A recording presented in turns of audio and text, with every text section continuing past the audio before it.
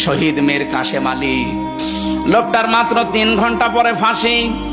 আমি ওনাকে জানাতে আসলাম যে স্যার সময় নেই, মাত্র 3 ঘন্টা আছে, আপনি প্রস্তুতি নিন। আমারে বলছে কারারক্ষী ভাই এখনো 3 ঘন্টা, আমি 2 ঘন্টা ঘুমিয়ে গেলাম, আপনি 2 ঘন্টা পরে আমারে ডেকে দেবেন।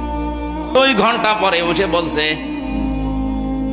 গোসল করলো, ওযু করার পরে বিস্কিট বের করে বলছে ফাঁসি তো হয়ে যাবে, বিস্কিট খাবেন আপনি। কারারক্ষী কুতুবউদ্দিন বলছিল না আমার খাওয়া লাগবে না, আপনি তাড়াতাড়ি রেডি হয়ে নেন।